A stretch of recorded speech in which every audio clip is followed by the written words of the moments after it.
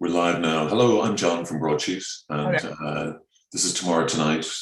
Uh, today, this morning, today. Okay, we're very honoured to be joined by human rights lawyer David Langwallner. Good evening, good morning, David. Morning, John. How are you? David goes to the bed so early that we have to do this in the morning.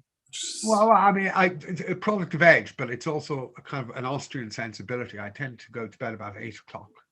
8 o'clock. 5 in the morning. Oh, that's my best work, and I'm at my clearest between the hours of 5 and 9. Amazing, amazing. That's why you have so much energy. It's extraordinary, David. Well, I do know. Yeah, that's the best. Yeah. We're going to have a look at the papers, but you specifically wanted to talk about Drew Harris on the Late Late and the international travel. Yeah, well, I think there are a number of themes I mean, first of all, I think let's give him a bit of credit. It is not a bad idea that a state official who is the police commissioner, externally brought in, goes on a public service broadcaster so that people are reassured that he's not a faceless drone in the background. So let me compliment him in that way. But you don't think the news would have been a better slot for him? Well, yeah, but the other thing, I was about to get to that point. When you were deflecting, as Turbiddy in his light way is doing, and talking about the prosecution of people who are seeking to get under the mask of dental appointments in Spain, actually get into Spain for the purpose of a holiday, then that's the classic sort of distraction story.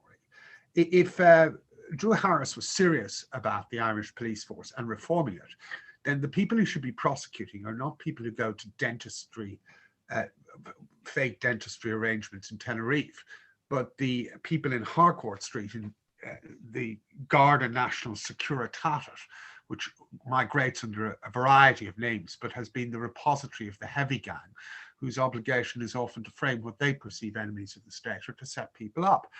If he's serious, and hasn't gone native, about tackling corruption within Ireland and engaging in legitimate criminal prosecutions, then rather than that form of distraction, he should be cleaning up his own house. Okay, it's essential. I have an email from. Let's listen to them last night. And this is Tuberty and Garda Commissioner Drew Harris. Dentist to say, I have to have this root canal done in Tenerife. Can your members then say to me, you could get that done up the road, therefore, here's a $2,000 fine, or do they just send you on your way back? Well, what we say to people is that we have a suspicion that is not a reasonable grounds to travel. Yeah. And we're giving you a direction not to travel. If you carry on your journey, in effect, then you may have committed 2 different offences, which we will then report to be dealt with by summons. We have found that the €500 fine is perhaps not the deterrence that we thought it might be, but we found today that people have turned back rather than be prosecuted and actually have, in effect, a criminal record and risk actually imprisonment or a suspended sentence, which is a far greater penalty than a €500 fixed penalty notice. So we hope that will send a message in terms of non-essential international travel. Yeah. Now, there is international travel for medical purposes, which, obviously is essential. People travel to other countries to get critical treatment. I think also another point perhaps I should address is the point you made last week about this, when we're people falsifying documents, and I think the police commissioner is correct, of course. Pretextual falsified reasons for travel in the present climate are technically a criminal offence, but you chastised me last week, if I remember, by saying, well, people are desperate. And I think we're entering a universe where people who would not normally perceive themselves as criminals or engaged in criminal activity are now going to be engaged in criminal activity out of necessity and desperation and desire to flee. Now, what do you think of Drew Harris there? I mean, just bear in mind the guy was shot, blasted to death yesterday in Ballymun, and well, I think bigger fish to fry, surely. Look, I'm with Jonathan's assumption that we're creating a police state in Britain, and I think it's a police state in Ireland. And what's most worrying, the British police at least have some measure of standards after they cleaned up their act in the 70s and 80s after a series of corruption scandals. but the Irish police have never cleaned up their act and have got progressively worse. If you're giving more power to what is in many respects a toxic bandit organization, the hierarchy. Now, Harris was brought in to try and resolve that. Yeah. Those are the heavy gang people and the people in the crime bureau in Harcourt Street. But my fear is, and my understanding is, he may have gone completely native. It does seem like he's making the right moo-moo sounds about soft policing in this particular context. But nonetheless, the emergency, an emergency, as the great German jurist Carl Schmitt, who was an expert in emergencies, emergency in the 1930s creates executive action, an escalating sense of crisis, and the over-empowerment of state authorities who abuse their authority and power by virtue of the over-empowerment. I mean, that was the classic way that the Nazis eventually succeeded and got into power. And Carl Schmitt pointed out the creation of a kind of permanent state of national emergency. You say, David, that it's public service broadcasting. You have RTE hyping up a story about Tenerife and dentists. Yeah. The Garda commissioner colluding in this kind of. Well, let me put it this way: that was a misplaced use of language on my part. No. If it was Gay Byrne holding it, or Pat Kenny, who probably would be public service broadcasting, but Turbiddy is someone who's part of the entertainment industry, and the Late Show historically always, certainly under Gay Byrne, was in an easy balance, but it often worked between very serious commentary and light, whereas one doesn't see that much seriousness in Turbiddy. Well, then there was a Valentine. In other words, there were a lot of other questions he could have asked the police commissioner which had nothing to do with that. Yeah, should have. Okay, let's take a look at the papers, David. We'll start with the Irish Daily Mail. Tenerife to tackle the Irish dental tourists. The Spaniards will go after them as well, I suppose. I mean, it is. Sorry, I should say I do think it is irresponsible behavior if people are pursuing a holiday for the purposes of masking a holiday as a medical procedure. There's something very unsavory about it, as well as it being criminal. So to that extent, you agree? Well, I mean, one doesn't know the precise motivations of the people in question. There could be the desire for the holiday. There could be the desire to flee. You mentioned last week that so many people are suffering from layers of mental and physical decline and the draconian solution that Ireland has introduced is not quite, if you like, the laxity or more Mediterranean understanding that other countries might have.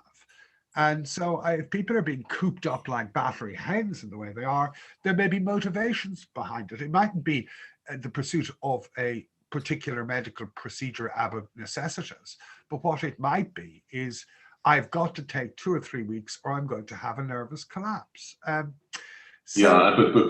also you bring in Liveline, the Late, the Garda commissioner, this sort of... Well, it's OTT and it's misplaced and misfocused. The real problems are the institutional criminality and corruption of the police and their relationship with gangs in the north side of the city and the heavy gang cohorts in Harcourt Street, who is awesome. So if he cleans his own house, perhaps then he can start commenting on these issues.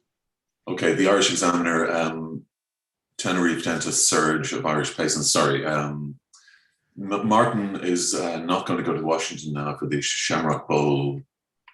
Well, I mean, that's very sensible. That's very sensible of the Taoiseach, isn't it, really? I mean, it would be an escapade if he were to go to Washington, even if it is, I think, the St. Patrick's Day celebration. There was that meeting in Trump with the inauguration of Amy Barrett, the Supreme Court judge, and they're all sitting together in a packed gathering and they all end up getting COVID. So one can't imagine what a dinner to celebrate St. Patrick's Day. One wonders how that could remotely promote social distancing. And of course, Martin will be leaving a kind of Seamus Wolf hostage to fortune if he engaged in that activity. So it's very sensible, prudential behaviour on the Taoiseach. I suppose you wait so long to be Taoiseach, and one of the highlights is doing the White House, but very unlucky for Micheál Martin on a personal level, you know, just I don't think he's a one of bad. the perks, huh? I don't think he's a bad person, Martin, particularly. No, I didn't say that. I just said So that. it might have been nice for him to get a chance to see the White House. Yeah, yeah. Brush with the law again. Tenerife dentists to report Irish tourists. Oh, it's gone viral, this story, hasn't it? Yeah. The Evening Echo, the Cork's 17k jabs boost. Oh, sorry. Did we? Hang on. Sorry about this. There should be the Independent and the Irish Times there as well. Well, there was a story that's reported in some of the British newspapers. I think in the Irish I'm going to go down to those UK papers, which I'd like to talk about. If that's yeah, sure. Just give me 1 second here. My internet connection is so slow. all right. Just on the, in fact, that's one of the first times many people would have heard Drew Harris speak. Oh, yeah, so that was my point of why I think it's a good thing. I think people have more trust and more understanding of someone if they hear them physically and they're there in the flesh and they can actually evaluate them. I'm a great believer that if you're in a position of huge levels of responsibility, then you have to show visibility and you have to be interactive and you have to engage with the constituency and the community you serve. Whether the Late Late Show in its present incarnation was the right forum for that is a different matter entirely. Well, I mean, the interrogator, I mean, it should have been more. It should have been more an easy. Yeah, I mean, it's not. You invite someone like that on, it shouldn't be entirely light entertainment or topicality. Yeah, or just following their agenda in terms of let's shame the Tenerife. Yeah, exactly, and let's distract from major problems. I'm just having a difficulty getting this up. Well, if you want, I can talk about it. And I just yeah, you talk about it there, and I'll just get these. There's a story that's reported in the English newspapers of Joe Biden is now going after, and the lawyers are going after appealing the failure to extradite Mr. Julian Assange.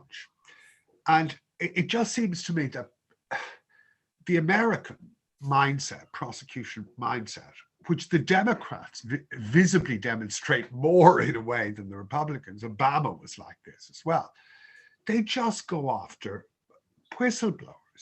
If they are political whistleblowers, the same with Snowden, the same with Assange, and it's almost like it's a mission. They go after them to the ends of the earth to establish a criminality that doesn't really exist.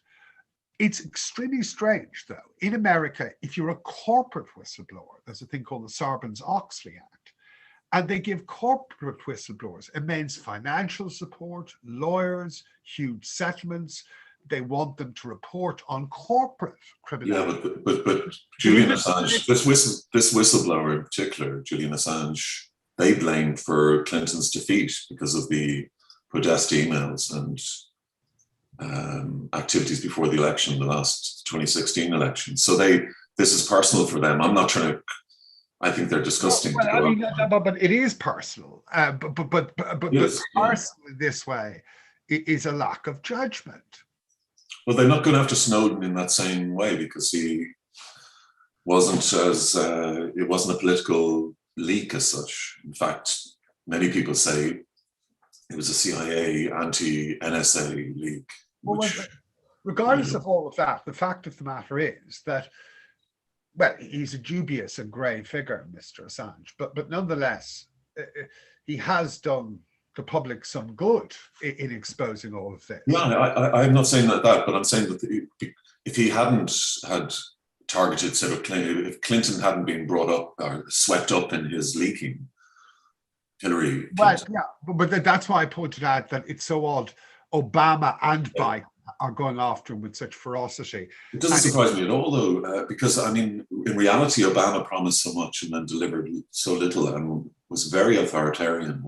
Well, I think that the liberal element is often more authoritarian in international geopolitical terms in America. I mean, let us remember that the much reviled Richard Nixon, a Republican, was the man responsible for building ties with China, when China was a demonized communistic state, as far as the Republicans were concerned. There seems to be more capacity sometimes internationally in conciliatory terms for Republican administrations. Obama did a lot, though, domestically, or tried to do so, I think. Well, we could have a whole show, whole day's worth of chats about that. In terms of Biden, though, how do you think he's doing now? Are you happy with his? Well, I've no 100 days or whatever, 50 days. I just think that it's impossible to quantify or assess anything at the moment, simply because it's a permanent state of emergency, which is likely to develop. I mean, certainly the statistics in America of the deaths from COVID are frightening. And that is a product of the American neoliberal model and lack of healthcare, which is something Obama sought to try to do something about. And its disproportionate effect on people of color, and its disproportionate effect on those that are poor. And it's alarmingly obvious. And America as an idea has failed domestically for its own people. And COVID has merely highlighted that. And it's very difficult to see how he's going to resolve the problems of structural inequality that, plagued the American system. Obama got in on a liberal tidal wave and then appointed members of Goldman Sachs to his cabinet. Yeah, in fact, according to WikiLeaks, it was Wall Street who were actually telling Obama who to pick. I mean, they sent him a list of his cabinet, and that was his cabinet.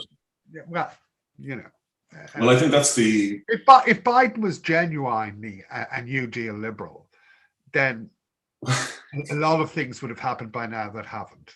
You realize the New Deal is like the early 60s, David. I mean, these people have no interest in any deals other than, securing power for themselves. I mean, the Democrat Party is even significantly different from the Democrat Party of the early 60s. It is, yes. Yes, the lines are completely blurred at this stage. Everything's moved far, far to the right. I mean, if you quote Nixon again, for example, Nixon was massively initially resistant of private medicine and in favor of a public healthcare system. So I think may have been someone even like Goldwater of that era. It's moved, the Republican Party has moved to the right and the Democrat Party has moved to the right. There's very little independent moderate conservatism in Democrats or Republicans or independent liberal thought, save isolated pockets. Democrats are just a little bit like the Irish Labour Party in that sense. They promise and then they immediately don't deliver. They immediately sort of row back on everything. Well, it's then they say, well, this is what we do in an election. Vote Tory or Republicans, you know what you're getting. You don't believe that they have a smidgen of honesty in the first place. Whereas there's something worse with kind of falsetto honesty. Sense of doing something rather than actually doing something. Something a little bit more even queasy about that. Yeah, at least sort of Finn Fóill are more open about that level of. The Fáil have always been traditional to Fine Gael because we know they're crooks. David, the Irish Times government prepared to press ahead with leaving cert plans without ASTI. ASTI is the teachers' union who have pulled out of these talks about the leaving cert. Could I ask you just briefly on this Stardust inquest delayed by legal aid row? Not sure if you got a chance to see that, did you? No, I didn't see that. What does that say? Well, actually, that will be unfair then. I won't. No. It's something I can. I mean, the Stardust inquiry needs to happen. It's been much. Of course. Yeah, but it's much more involved. Lawyers are asking for higher fees. Well, it's about getting legal. We may go back to it if we have a chance. Irish Independent failed by the state after a lifetime caring for others. This is the cervical check scandal. Yes. Well, I mean, it's fine to give a hospital worker or emergency professional a pat on the back and compliment them, but they are putting their lives at risk. And the frontline workers are the people that should be cared for by the state. Okay, the story is a retired nurse is angry that the HC has not entered mediation on her claim linked to the cervical check scandal. She has just weeks to live, but is engaged in legal proceedings against the health service. This is something that Varadkar promised wouldn't happen, Neil Martin promised wouldn't happen after the last time it happened. And this is the same state the nation trusts vis-a-vis their health on COVID. And well, there's a lot of coverage in Britain about the way the elderly in care homes have been insufficiently supported in this crisis. And it is a hallmark of a society, and always is, if it is a society, the extent to which it protects its vulnerable people. And that is an act of remarkable courage. If I were to give her informal legal advice, which I probably shouldn't, I would have thought that she could even invoke an escalated procedure within the European Convention on Human Rights if that were feasible, if she had time. But it is a disgrace. It's a utter disgrace. And but in the same breath, we're saying that, oh, you know, this vaccination, get this, get that, and we care about you, and well, the world is full of sentiments and platitudes. Yeah. Okay. Just go. Larger than words. Indeed. The Daily Telegraph, Hancock, we hope to live with COVID like flu by end of year. I don't know what that means. Well, I suppose what it means is that they will, and certainly Britain has made huge strides in getting COVID vaccines on track, unlike Europe, which has been a basket case in that way. And I suppose predictively what he seems to be suggesting is that the residue or remnants of COVID will be around, but will be controllable and manageable with vaccination, and it will be just like a bad permanent flu. Okay. The Times, huge fall in COVID patients. Leaked out, it shows virus cases plummeting, hospitalizations to half within a month. Well, I have difficulty seeing the screen at the moment, but sorry. Yeah, so you're viewing from John Ryan's screen. I don't know what that is. But okay. If you just read it out to me, I'll see what it says, yeah? Okay. I just did there, though. No, I know, but I can't see you for some reason. Can you see me? That's the only important thing. Oh, yeah, I can see. We can see. We can see. Right, you can see us, can you not? No, I can see. Okay, good. what were you just saying there? Yeah. It was the London Times, and huge fall in COVID patients. Leaked data shows virus cases plummeting. Yes, I mean Britain has finally got its act together in treating the virus, but the question is, it may be just the best of a bad lot because of all the variations and variants. But lockdown this time around has been, by British standards, quite savage, and has to some extent, therefore, unlike other countries, brought it under control. The question becomes for how long, and it's nice to see that Matt Hancock is optimistic, but the question becomes, are we living in a universe of perpetual variants of the virus with perpetual levels of ineffectiveness of vaccines moving forward? Okay. Yeah.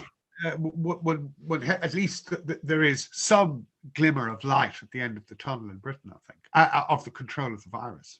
Okay. The Financial Times, initial COVID shock sent Britain's economic output to 300 below. That rather puts in context what I've just said. The devastation economic effects of the virus worldwide are really what people should be focusing on. And it is what I call coronavirus catch-22. The catch-22, of course, is from Joseph Heller's book. You go on a plane. David, side mission. People know what catch-22 is. Well, anyway, the point is people have to work. They have to earn a livelihood. In a world of dwindling economic resources, and the virus has exacerbated that problem. But by going to work non-remotely, then they are endangering their health, which is why there has been this great seismic shift in terms of work, which is working from home, the destruction of the leisure industry and the small service retailer, people getting books from Amazon online rather than going to the bookstore. Food will be served in rather than you go out. And therefore, the hospitality trade, the small bookstore, all of that is under serious structural, and that's a buzzword. People are going to lose their jobs.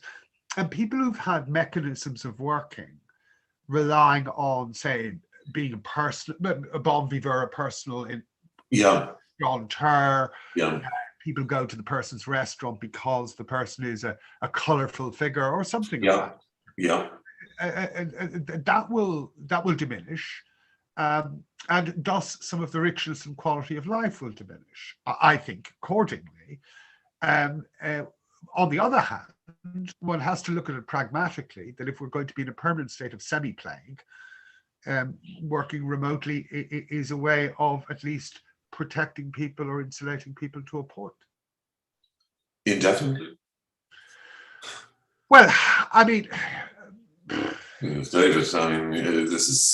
But you see, on the one hand, on the other hand, really is a... Well, look, I mean, I think what one should be watchful, you know, the great Roman phrase about the watchmen, the gatekeepers. Yeah. The gatekeepers are the custodians of the democracy. Those in authority who are educated, moderate, judges, senior police officers, senior politicians, people who are responsible, have to be very watchful about disproportionality and introducing emergency powers legislation, which has ripple-on effects. Introducing a permanent state of siege, which destroys civil liberties, exercises in significant amounts of surveillance, like the vaccine passport. Yeah, but you still think it's proportionate. You still think it's proportionate, David. You see, no, I didn't say that. I said that they have to assess. But don't. What's your assessment? Well, my assessment is that it's disproportionate. It's disproportionate. Yeah. So why do you think they're doing that?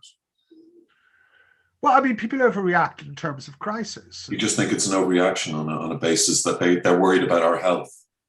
No, well, it's an overreaction, and crisis management always creates mistakes.